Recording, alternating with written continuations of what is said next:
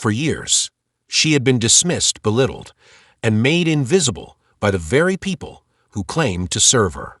Her presence in the dealership was nothing more than a shadow, ignored, undervalued, and forced to fit into a world that never acknowledged her worth. But today, everything was about to change. In an instant, the tables would turn, and the very people who had looked down on her would realize that underestimating a woman like her came at a price. What they didn't know was that the strength she'd always had was waiting to be unleashed. Before diving into this gripping tale, let us know where you're watching from in the comments, and don't forget to subscribe to the channel to catch more inspiring stories like this one. The car gleamed under the showroom lights, its polished surface reflecting the ambient glow of the place. Mrs. Williams stood in front of it, her fingers brushing lightly against the smooth leather of the steering wheel. The scent of newness, the sharp and enticing scent of luxury, wrapped around her. She closed her eyes for a brief moment, letting the silence between her and the vehicle stretch out. The dealership buzzed with the hum of polished marble floors and hushed conversations, but in this moment, it was just her and the car. She wasn't thinking about the price or the make or the model. She wasn't thinking about anything outside this feeling. It wasn't the car itself that drew her in. It was the symbol it represented: freedom, success, all the things that had always felt out of reach. Her fingers clenched the steering wheel, the soft leather beneath her fingers contrasting sharply with the roughness of her palms, calloused by years of hard work. Work that no one ever truly saw or appreciated. Work that had made her strong, that had carried her through battles that most people would never understand. She had fought for everything she had, clawed her way through a world that had tried to silence her, to tell her she didn't belong. The salesman, standing awkwardly by the door, cleared his throat. Mrs. Williams didn't look at him. She couldn't. Not right now. The silence between them grew thicker, stretching out like a tightrope. She could hear his nervous footsteps on the polished floor. He had been waiting for her to speak, to give him a reason to try and sell her the car. But she wasn't going to do that. Not yet. Not after everything she had gone through. The man spoke again, his voice too loud, too eager. "It's quite a car, ma'am. A real statement, you know? But I'd still recommend something a bit more suited to your budget. There are plenty of great options for less." Mrs. Williams' eyes flicked to the side, barely acknowledging him. His words bounced off her like water off a duck's back. She had heard this before. Time and time again, she heard people try to direct her away from things they thought she couldn't afford, from things they thought weren't meant for people like her. She was used to the dismissals, the sideways glances, the unspoken judgment. But she was not the kind of woman who gave in to that. She stood taller, her spine straightening, as if the weight of every rejection, every comment that had been made about her, had built up and had found a voice. That voice, her voice, said nothing. It simply was. And it was enough. Without saying a word, she stood, pushing her chair back with a soft scrape against the floor. The salesman, a little unsure now, followed her from a distance, trying to gauge whether she was truly interested or simply playing with the idea. "Ma'am," he stammered, stepping back as she made her way toward the exit. "Perhaps you'd like to talk with a manager?" He could explain the financing options. Mrs. Williams didn't stop walking. Her heels clicked against the floor as she moved past rows of cars that gleamed with the promise of a life she'd never been offered. As she reached the door, she heard the unmistakable sound of hurried footsteps. The man who had just been so eager to get her out of the showroom was now fidgeting at her back. "Please, ma'am, wait.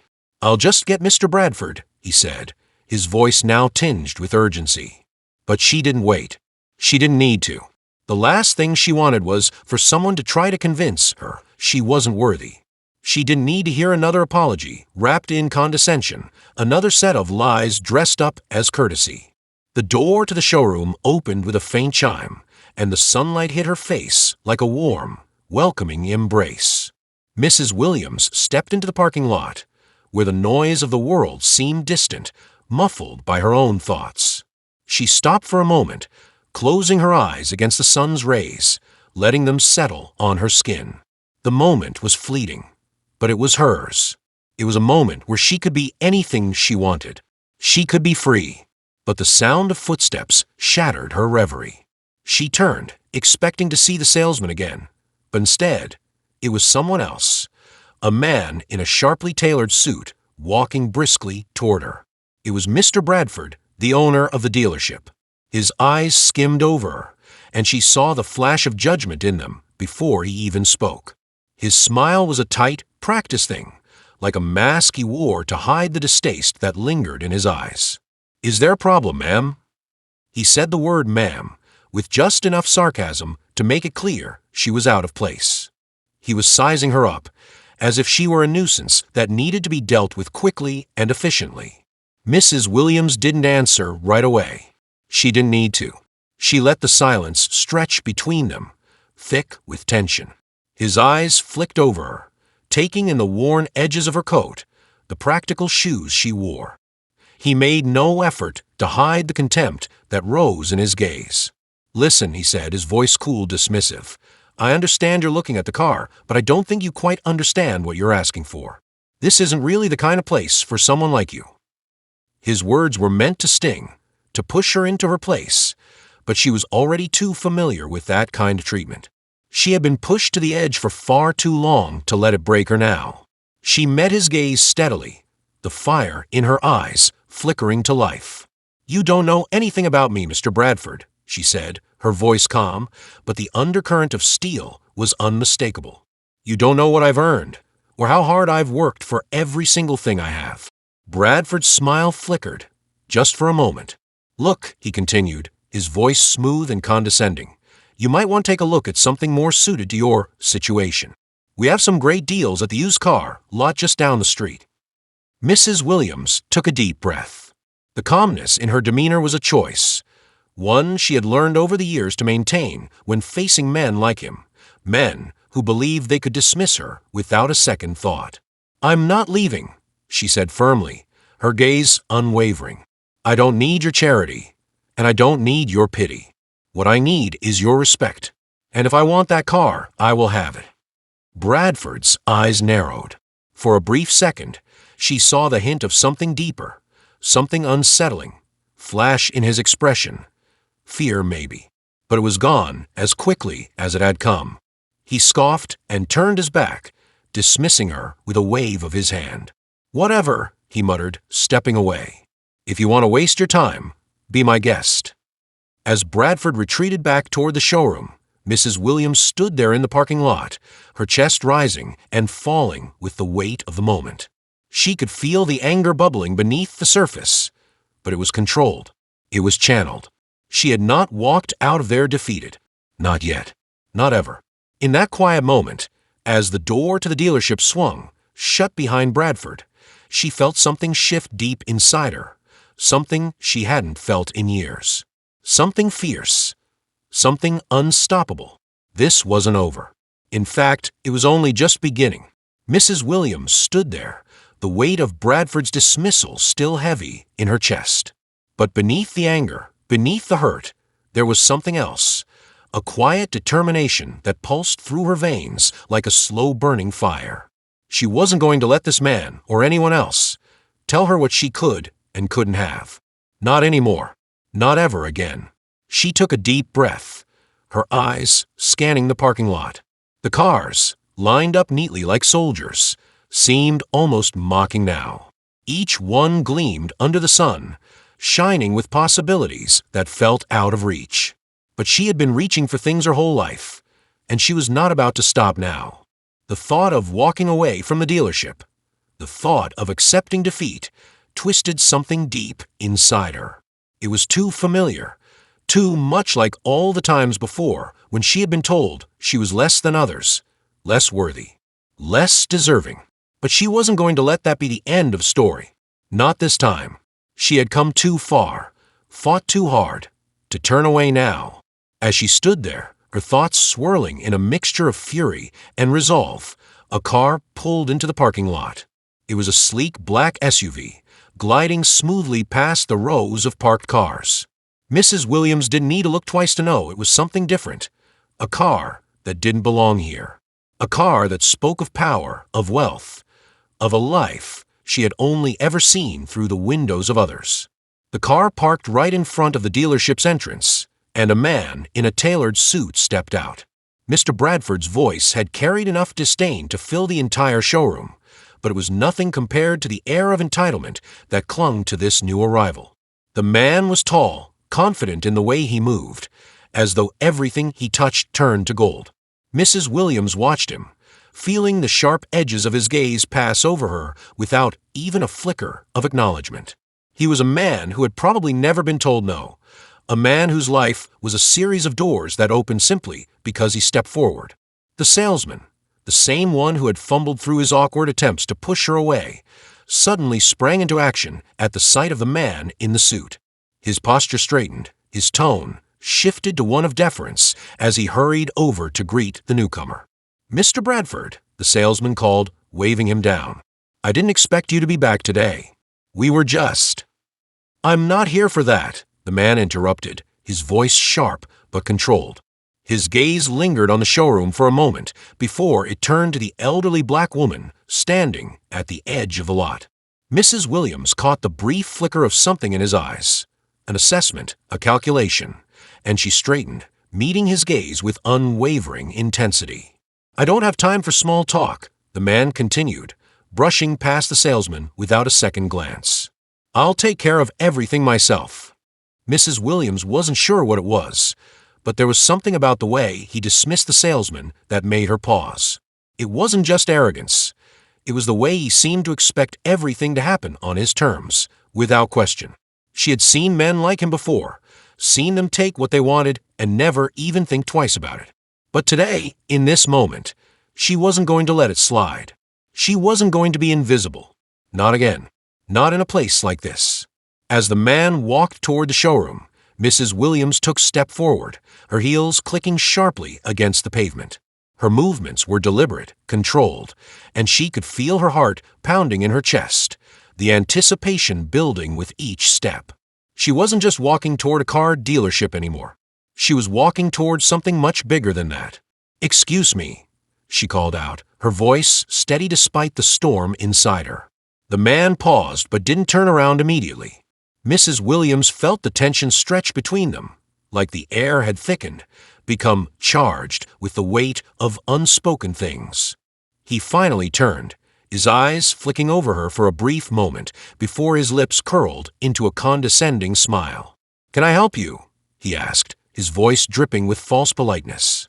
"I'm not looking for help," Mrs. Williams replied, her voice firm. "I'm looking for respect. I think it's about time you started giving it to people who deserve it." The man raised an eyebrow, clearly amused. "Respect," he said, his tone almost mocking. "And what exactly do you think you deserve, ma'am?"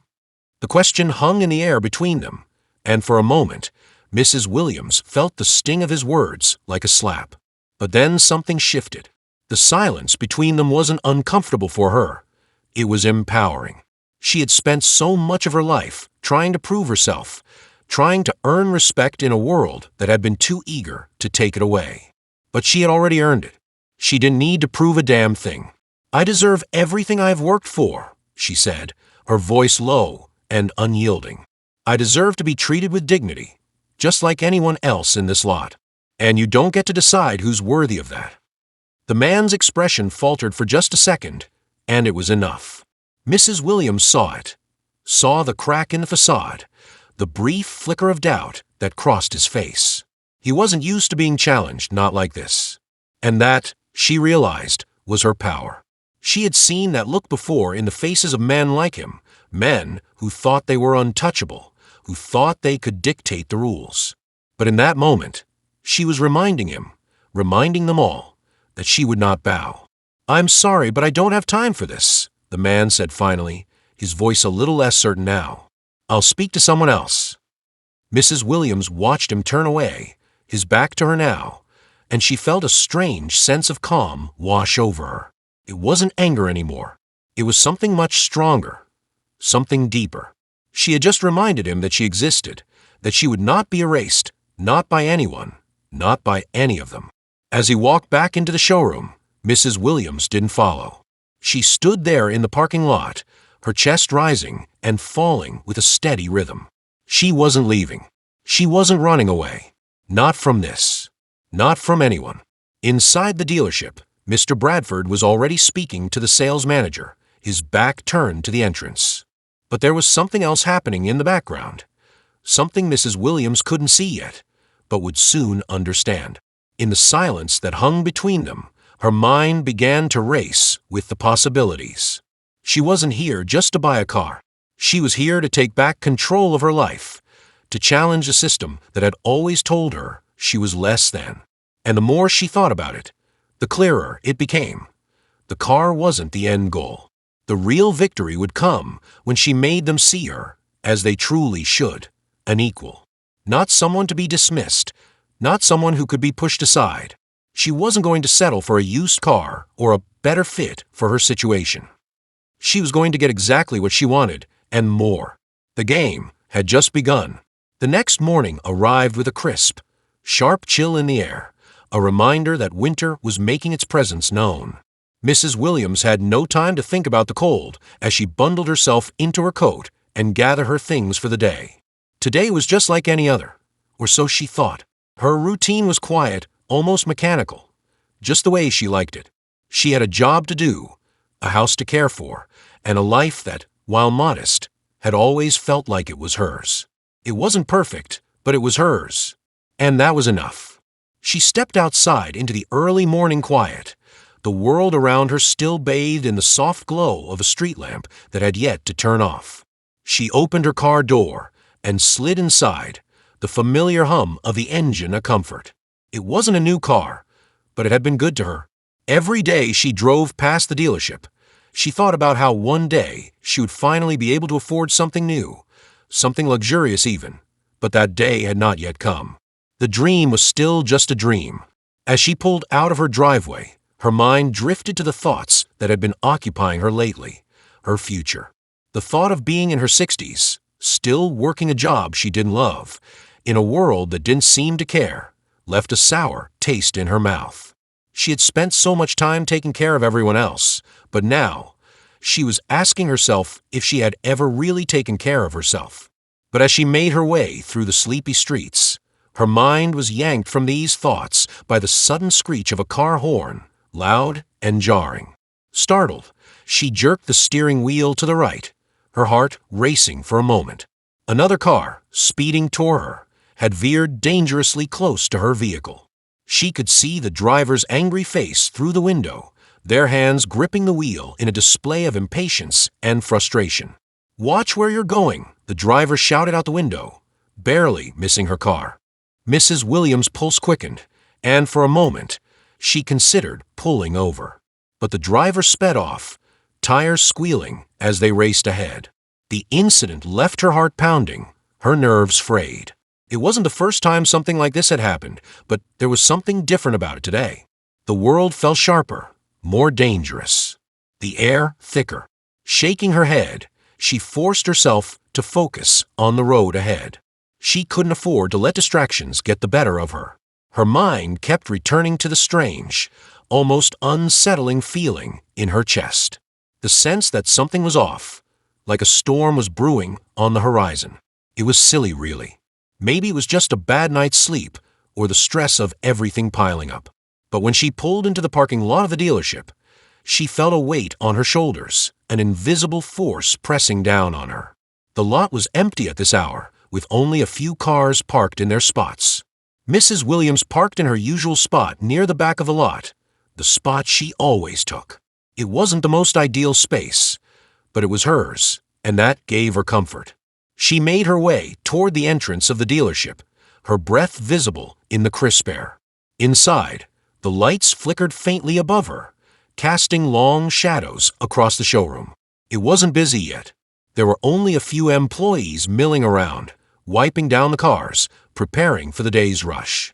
The smell of freshly cleaned leather and waxed metal lingered in the air. But as she stepped through the entrance, she noticed something odd. There was a different kind of tension in the air today. It was subtle, but it was there. The employees were moving in a way that felt too calculated, too rehearsed. They were avoiding eye contact, casting glances at each other as though a silent conversation was taking place just out of earshot.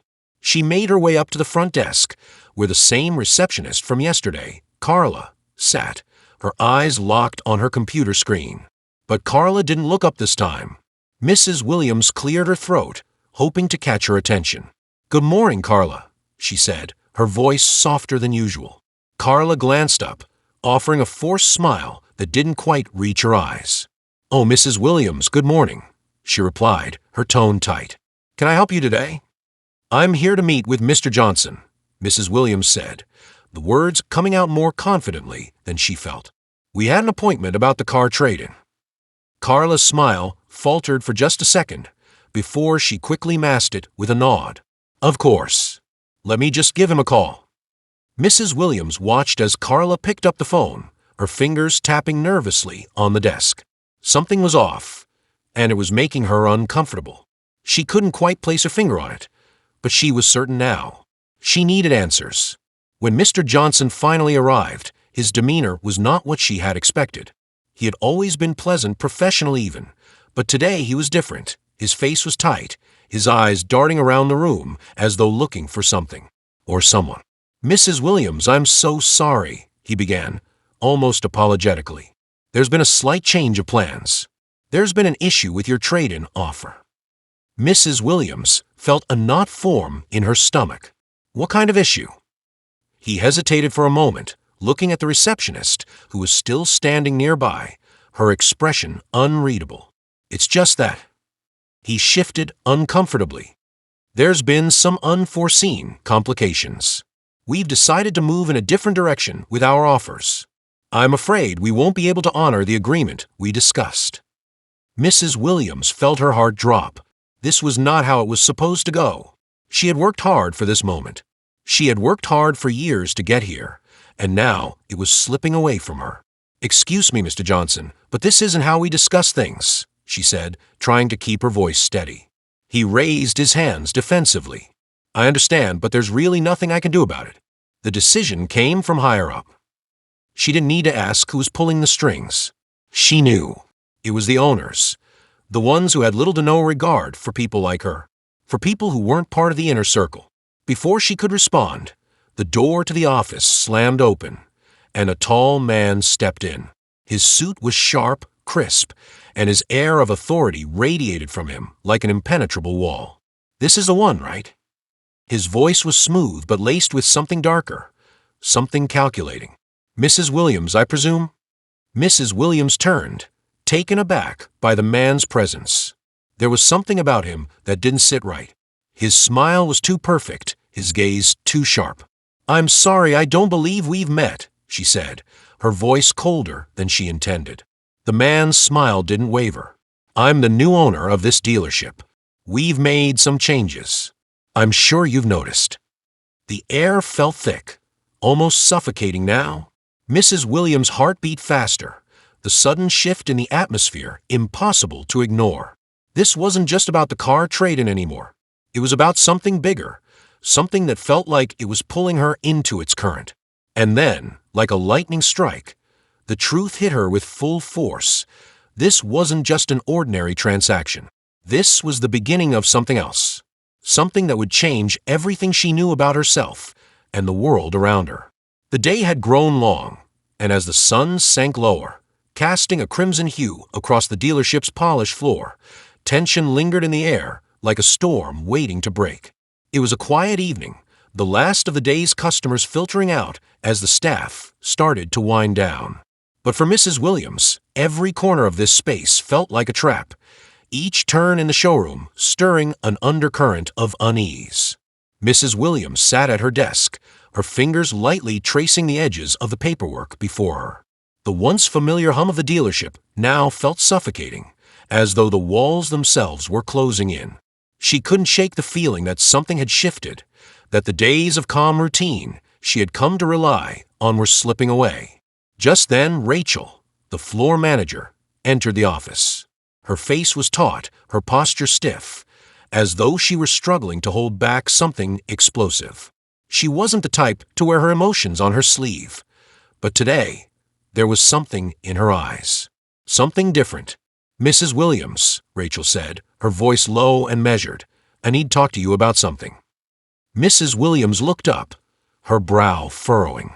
Rachel had always been a picture of professionalism, rarely indulging in personal conversations or unnecessary emotions. But there was something unspoken in her tone now, something that hinted at a deeper issue. "What's going on?" Mrs. Williams asked, her voice cautious. She knew Rachel well enough to understand that her stoicism was usually a shield. Something was troubling her. Rachel stepped closer, lowering her voice even more. "It's about Arthur. I overheard him talking to someone on the phone yesterday. He's planning something big, and I'm not sure we can trust him." Mrs. Williams's heart skipped a beat. Arthur, the owner of the dealership, was a man of many faces, charismatic and shrewd in business, but equally ruthless when it came to protecting his empire. She had known him for years, and though they were not close, she had always respected his vision for the business. But now, hearing this from Rachel, the air seemed to grow even heavier. "What do you mean?" Mrs. Williams asked, her voice a whisper, as if speaking too loudly might shatter the fragile reality they had built here. Rachel glanced around, as though making sure no one could overhear, then leaned in. "He's been cutting corners, making deals with people I don't trust. I heard him mention a new investor, someone who could change the entire direction of the dealership. And not in a good way, Mrs. Williams. I think he's planning to sell us out." Mrs. Williams sat back in her chair, the words sinking into her like ice water. The idea of Arthur, her boss, betraying her, or worse, betraying everything she had worked for, seemed unimaginable. But Rachel's words held weight. Mrs. Williams had seen Arthur's ambition firsthand. She knew how far he was willing to go to secure his success, even if it meant stepping on people to get there. "I don't know what to do," Rachel continued, her voice strained. "I'm just trying to protect this place. We've all worked too hard for it." Mrs. Williams's mind raced. She knew Rachel was loyal, and she knew that if she was speaking up now, it was because something was seriously wrong. But what could they do? The thought of confronting Arthur directly seemed dangerous, and yet it was clear that they couldn't just sit back and wait. Before Mrs. Williams could respond, the door to the office opened, and in walked Derek, the head of sales. His smile was wide, his usual charm on full display, but even he couldn't mask the unease that flickered in his eyes. "Ladies, everything all right?" Derek asked, his gaze flicking between the two women. He was trying to play it cool, but there was an edge to his voice. Rachel straightened up, forcing a smile. "Yeah, just talking about the day. You know how it goes." Mrs. Williams didn't buy it. Rachel was a terrible liar, and Derek wasn't the type to miss subtle cues. He leaned against the doorframe, his arms crossed, eyes narrowing ever so slightly. "He's sure. Because you two look like you're plotting something, and I don't think it's about the end-of-day sales numbers."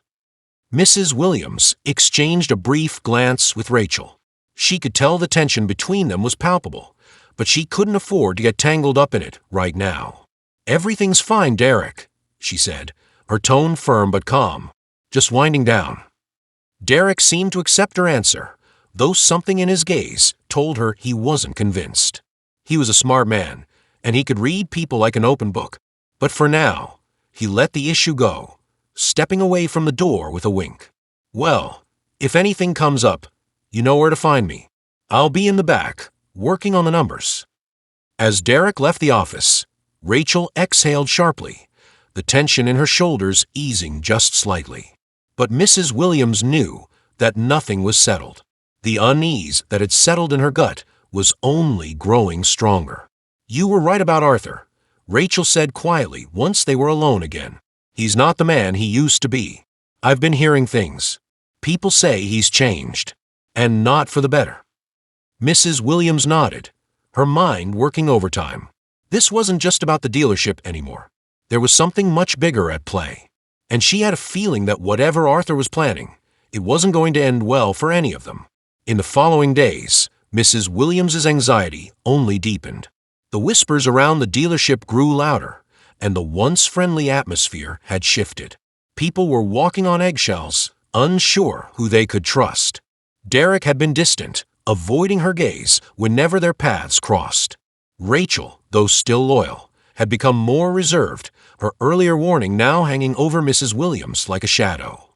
It was clear that something was brewing, and Mrs. Williams couldn't shake the feeling that she was caught in the middle of it. Arthur, who had always been in control, was slipping, losing his grip on the people around him and, perhaps more dangerously, on his own ambition. One evening, Mrs. Williams stayed late to finish up some paperwork. The dealership had emptied out, the quiet of the night now wrapping around her like a cocoon. As she worked, she couldn't shake the nagging sense that something, or someone, was watching her. It was only when she heard the soft click of the door that she looked up. Standing in the doorway was Arthur. His expression was unreadable, his eyes cold and distant. He was a man used to having power, but in that moment, Mrs. Williams saw something different. A flicker of uncertainty. "Mrs. Williams," Arthur said, his voice low. "We need to talk." Her heart raced, but she held her ground, refusing to let her fear show. "What's this about?" Arthur stepped closer, his movements deliberate. "I'm not sure who you trust anymore, but you're going to have to make a choice soon. Things are changing around here, and if you're not careful, you'll get left behind." Mrs. Williams swallowed hard. The words didn't sound like a warning. They felt like a threat. As the night dragged on, Mrs. Williams's mind raced. What was Arthur really up to? And why was he acting so strangely? She knew that the situation was growing more dangerous by the day, but the true nature of the threat still eluded her. One thing was certain, though. She was no longer just a passive observer in this game. She had to make her move. The air in the dealership that day felt unnervingly still, like the calm before a storm. Mrs. Williams had spent her entire life teaching herself how to navigate spaces that weren't made for her, spaces where her presence often went unnoticed, unacknowledged, or worse, unwelcomed. And yet, she was here, standing at the center of this massive car dealership in downtown, the world whirling quietly around her. It had been a trying few weeks, dealing with the dismissal from the dealership, a place where she had poured her life savings, hoping to find solace in a corner of the world that could have given her respect and dignity. The rejection came with a sharpness that echoed in her bones. They told her she didn't belong here, that she wasn't the right fit. Of course, they didn't say it outright, but the subtext was unmistakable. The upscale dealership, with its sleek designs and polished surface, had quickly made it clear that they were only interested in people who reflected their image of success, a reflection that didn't look like Mrs. Williams. Her mind had raced ever since that fateful day, the day she was asked to leave. There was a part of her that questioned the fairness of it all, the cruelty that was hidden behind the courteous smiles of the staff. But there was another part of her that knew she couldn't afford to waste time nursing wounds. She had to keep going, had to find a way to break free from constraints the world kept trying to force on her. But today, the betrayal she had been waiting for was finally revealed, not from the people who had rejected her, but from someone she had trusted. Her phone rang as she stood by the dealership's front desk, scanning the glossy brochures that lined the walls. It was a number she didn't recognize. Her hand hesitated over the screen for a moment before she answered. "Hello." "Mrs. Williams, it's me, Charles," came the voice on the other end of the line, soft but urgent. Charles was a close friend of hers, a confidant in the struggle to secure her footing in the world of car sales. He'd been with her through every step of the process, from securing the loan for the dealership to the countless hours spent learning the ropes of running a business. He had always been a source of support, someone who understood the struggle and offered a listening ear when needed. "Charles, what's going on?" Mrs. Williams asked, her voice tinged with both curiosity and suspicion. His tone was too serious, and she could tell something had shifted. "I didn't want to be the one to tell you this, but I have to. You're not going to like it," he said, his words hanging in the air. Mrs. Williams's stomach churned. "Just tell me," she urged, her nerves taut with anticipation. "The dealership, it's not just the employees who turned on you. There's something else happening, something deeper. The owner, he's selling the dealership," Charles continued, the weight of his words pressing down on her like a thick fog. "And it's not just any sale. He's selling it to them. Mrs. Williams froze, her heart pounding in her chest. Who are them? There's a bigger company behind this, a corporation that's been trying to buy out small businesses in the area. And the worst part is, they've been in talks with the management for months. They've already finalized the deal. The people who rejected you, they knew about this all along. You were never meant to stay. You were just a placeholder until the big buyout happened. A stunned silence overtook the conversation. Mrs. Williams's mind struggled to process the revelation. The betrayal was staggering. The very people who had made her feel small, who had rejected her out of hand, were now part of a much larger scheme that had been playing out right under her nose. The idea that she had been used in such a way, her trust exploited, her presence dismissed, left a bitter taste in her mouth. How could they do this? She whispered, feeling the weight of the moment settle into her chest. Charles's voice softened. I didn't want you to get hurt, but you need to know. And there's more. The owner, James Cartwright, he's been working with them for months. This wasn't a sudden decision. You've been a pawn in their game, Mrs. Williams. I wish I could have warned you sooner, but I only found out yesterday. I couldn't sit back anymore. I had to tell you. Her hand gripped the phone tighter, her knuckles whitening as the rush of anger surged through her. How could he? I helped him build this place. I trusted him, and this is how I'm repaid. Charles sighed deeply. I'm sorry, Mrs. Williams. I really am. But the truth is, it's all about the money. The bottom line, the fact that you were loyal to this business. It doesn't matter to him, to them. All that matters is the sale. And you're not part of their vision. You were never going to be. They want someone else to run things, someone who can play the game their way. Mrs. Williams's pulse raced as she stood frozen in the middle of the dealership, the grand marble floors beneath her feet seeming to mock her sense of loss. The betrayal she had felt from the staff and management now paled in comparison to this new reality. Charles had pulled back the curtain, revealing the cold, calculating world that operated just beyond her reach. She had been a pawn, a player in a game she didn't even know she was in.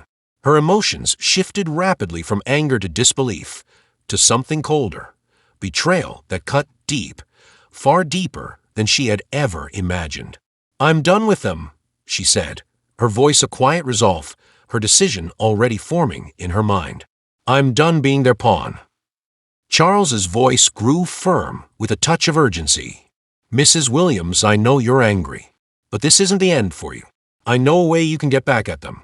There's a way you can turn this all around. She stood straighter now, her jaw clenched. How? There's more to this deal than you think. You've got connections, resources, people who owe you favors. You don't have to be a victim in all of this. You can be the one who takes control. The words hit her like a lightning bolt, her mind spinning as the possibilities began to form. She had been made to feel small, invisible, like her presence didn't matter. But what if she could change that? What if she could take everything she had worked for and turn it into a weapon, a tool to get back what was rightfully hers? I'm listening, she said, her voice colder now, sharp with a newfound resolve. You know the investors. There's a way you can step in, Mrs. Williams. You could buy out the dealership. I've got someone who can help you, but it's going to take everything you've got. You need to move fast, before Cartwright has a chance to finalize the sale. The idea took root in her mind like a seed. It was risky, it was bold, but for the first time in a long while, Mrs. Williams felt like she had the power to do something about her fate. She had been knocked down before, but this time, she wasn't going to stay down. She ended the call, her hands shaking with a mixture of adrenaline and fury. There was no more room for self-doubt, no more room for second-guessing herself. The betrayal had been ugly, but it had also opened a door she would walk through with everything she had. Mrs. Williams wasn't just going to let this go. She was going to fight for what she deserved, and she was going to take the dealership from them before they could take it from her. As the days rolled by, Mrs. Williams found herself unable to escape the memories of that fateful afternoon at the dealership. The shock of her abrupt expulsion from the showroom haunted her, but even more than that, It was the crushing weight of betrayal that gnawed at her from the inside. Something didn't sit right. She couldn't shake the feeling that there was more to the situation than she could comprehend. Each time she thought about the incident, her mind spiraled deeper into confusion. Why had they treated her like that? What had she done to deserve being humiliated in front of a crowd of strangers?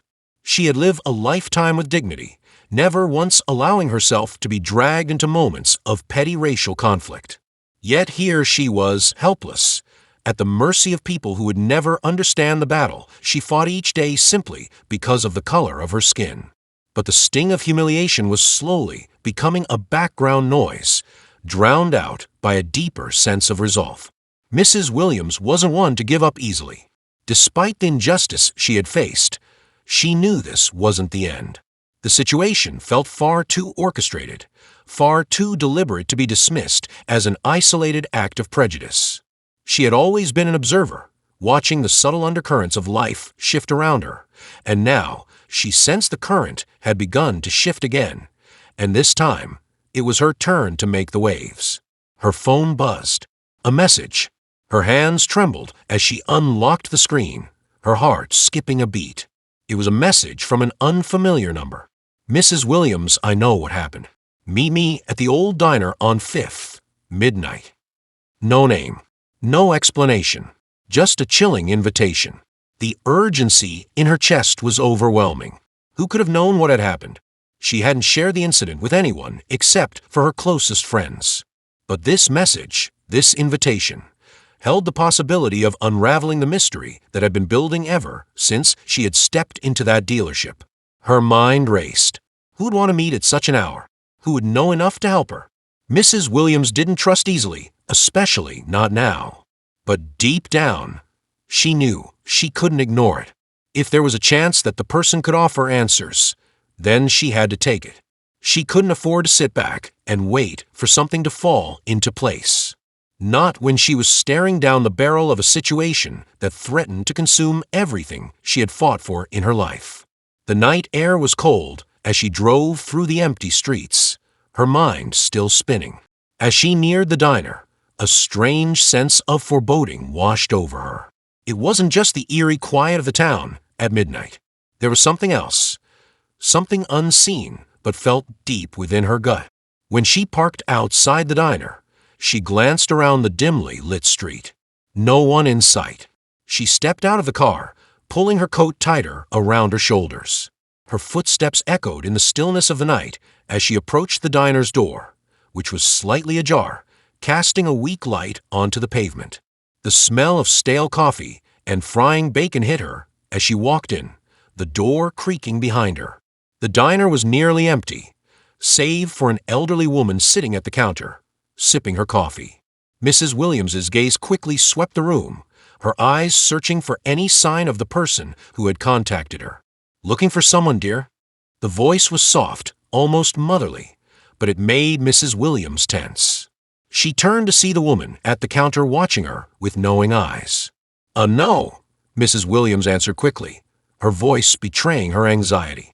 She forced a smile, trying to remain calm. The woman didn't respond right away. She simply studied Mrs. Williams for a moment, her expression unreadable.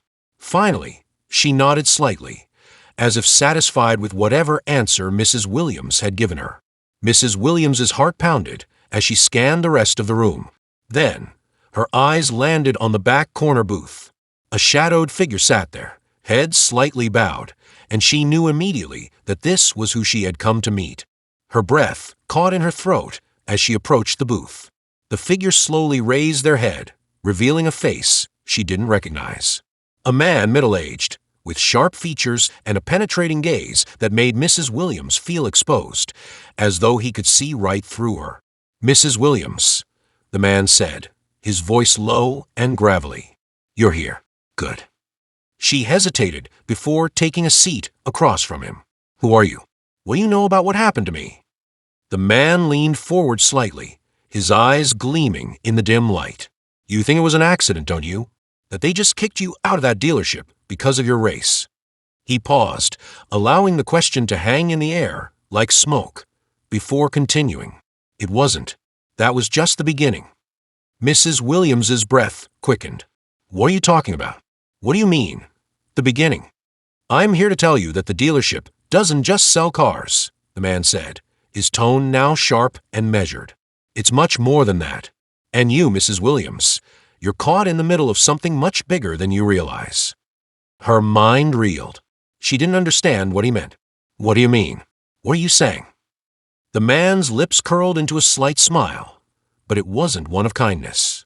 It was a grin that spoke of secrets, of knowledge too dangerous to share lightly. There's a lot at play here. The man who runs that dealership, he's more than just a businessman.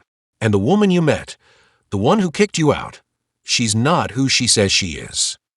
Mrs. Williams blinked in disbelief. What are you trying to say? The man leaned back, his fingers steepled together, as if carefully considering his next words. I'm saying that your expulsion wasn't a random act of racism. It was deliberate. They want something from you, and they'll stop at nothing to get it. A cold shiver ran down her spine. What do they want? The man's gaze hardened, his voice dropping to a whisper. They want control. Control of the dealership. Control of everything that comes with it. And you're the key to unlocking it all. Mrs. Williams stared at him, trying to make sense of his cryptic words. Why me? I don't have anything to do with them. I don't have anything they could want. You're wrong, he said, his voice cold. You have everything they need, everything they've been searching for. Mrs. Williams's mind raced, but the pieces didn't fit. Nothing made sense. Why her? Why now? She had no connection to the dealership beyond the fact that she had been humiliated there. Who are you? She demanded. Why are you telling me this? The man's lips twitched into another smile, but this time it was full of pity. You'll find out soon enough. But I'll warn you, once you get involved, there's no going back. The path you're on leads straight into the heart of something that could destroy everything you've ever known. Mrs. Williams stood up abruptly, her heart hammering in her chest. No, I don't want any part of this. I don't know who you are or what you want, but I'm done. I don't want to get dragged into whatever mess you're talking about. But as she turned to leave, the man's voice called out to her, You're already involved, Mrs. Williams. You just don't know it yet. The door swung shut behind her with a soft thud, leaving her alone in the night once more. But this time, the weight of the unknown pressed down on her harder than ever before. Mrs. Williams had been pulled into something far larger than herself, and no matter how hard she tried to fight it, there would be no escape. The sky had darkened quickly, the sun swallowed by thick clouds that hinted at an approaching storm. The air crackled with anticipation, a tension that was almost palpable. In the heart of the car dealership, an atmosphere of chaos had begun to unfold. A week had passed since the incident, the day Mrs. Williams had been humiliated and kicked out of the dealership. The words still echoed in her ears, the sneers of the staff, the cold dismissal of her presence. But today, she stood at the center of it all, her chest rising and falling with determination. She had come back for something much bigger than her own pride. She had come back to claim what was hers. It started as a simple meeting, a routine gathering between the dealership's executives and the upper management to discuss profits, sales targets, and projections. But Mrs. Williams knew that beneath the glossy surface of these corporate meetings lay a web of corruption, deceit, and betrayal.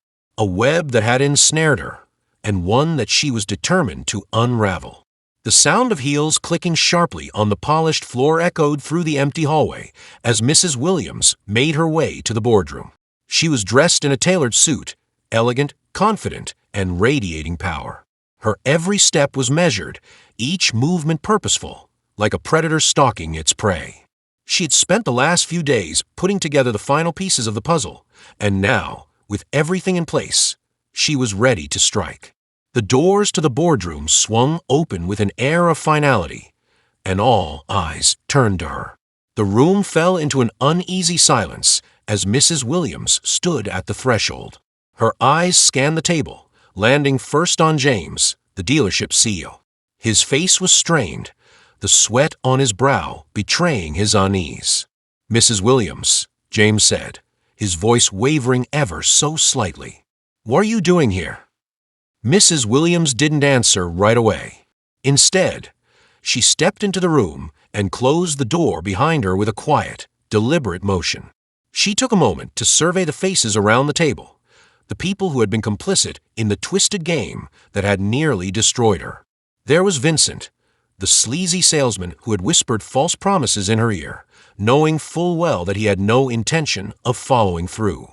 There was Claire, the smug marketing director who had always looked down on Mrs. Williams, judging her for her age and appearance.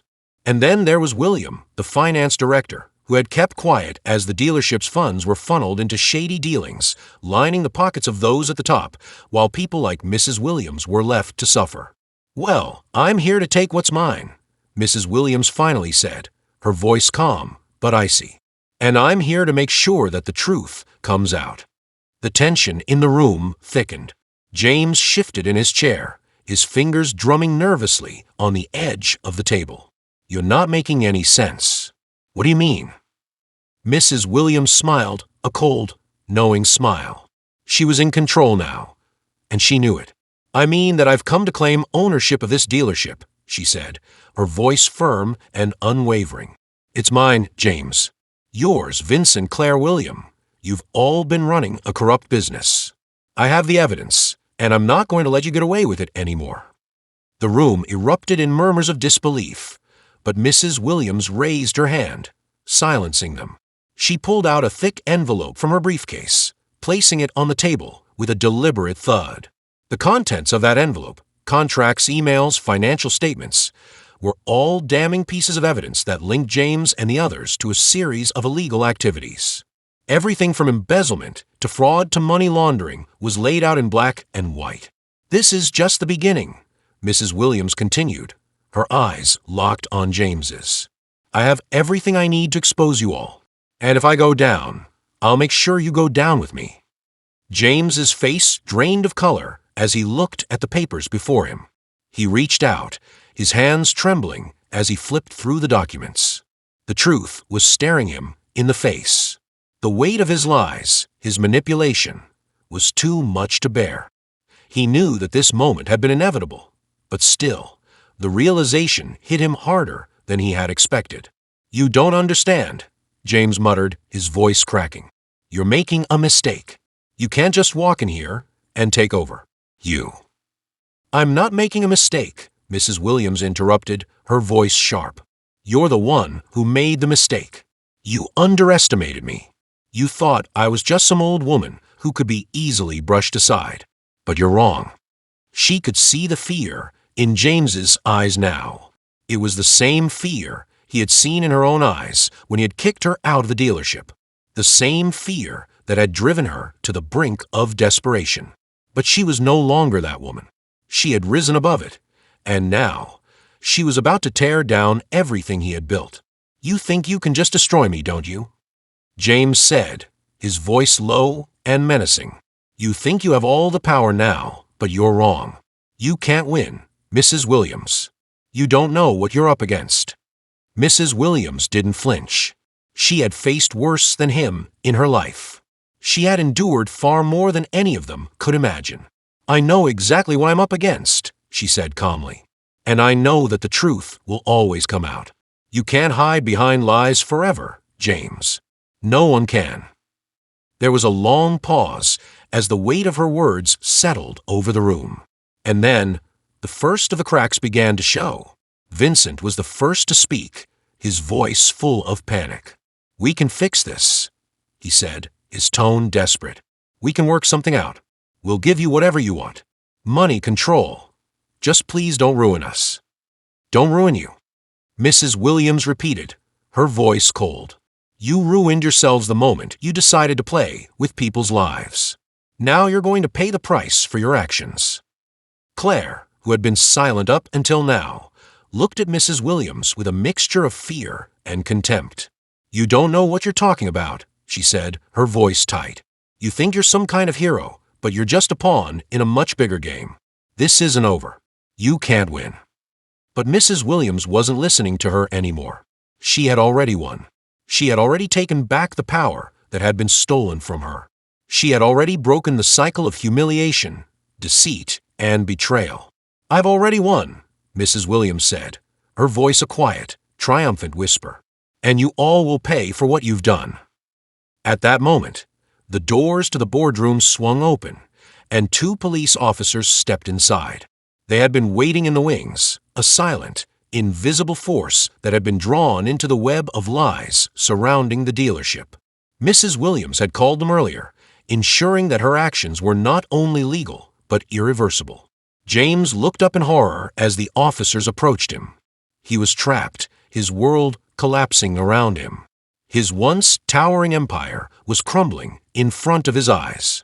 And in that moment, Mrs. Williams knew that justice had finally come for all those who had wronged her. The sunlight poured through the dusty windows of the dealership, casting long shadows across the showroom floor, where once polished cars now stood abandoned in the wake of chaos. The air felt thick, weighted with the tension of what had just unfolded. Mrs. Williams stood alone in the center of the room, her breath shallow, her pulse still racing from the unexpected confrontation.